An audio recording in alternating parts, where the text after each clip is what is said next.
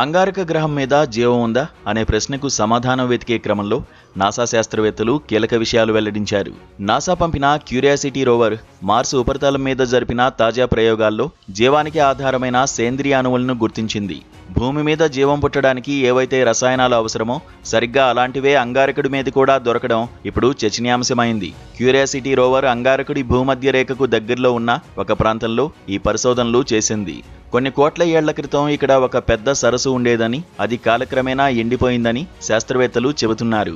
అక్కడ రోవర్ సేకరించిన నమూనాల్లో 7 రకాల రసాయన సమ్మేళనాలు బయటపడ్డాయి.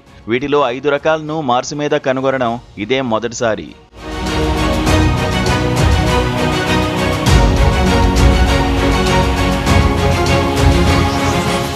ముఖ్యంగా మన శరీరంలోని DNA నిర్మాణానికి ఉపయోగపడే నైట్రోజన్ సమ్మేళనాలు కూడా వీటిలో ఉండడం విశేషం. అయితే ఇవి అక్కడ నివసించిన పురాతన జీవుల నుంచి వచ్చాయా లేక ఉల్కల ద్వారా చేరాయా అనే దానిపై ఇంకా స్పష్టత రావాల్సి ఉంది.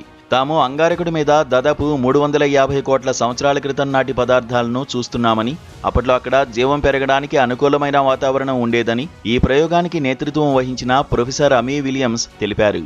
ప్రస్తుతం అక్కడ విపరీతమైన రేడియేషన్, గడ్డకట్టే చలి ఉన్నప్పటికీ ఈ రసాయన ఆనవాళ్లు ఇంకా భద్రంగా ఉండడం నిజంగా ఆశ్చర్యకరమని చెప్పారు. అయితే ఇవి కేవలం జీవానికి కావలసిన ముడి పదార్థాలు మాత్రమేనని, అక్కడ జీవం ఉండేదని ఖచ్చితంగా చెప్పడానికి మరిన్ని ఆధారాలు కావాలని వివరించారు. క్యూరియాసిటీ రోవర్ చేసిన ఈ ఆవిష్కరణతో 2028లో జరగబోయే రోసలిండ్ ఫ్రాంక్లిన్ రోవర్ ప్రయోగంపై భారీ అంచనాలు నెలకొన్నాయి.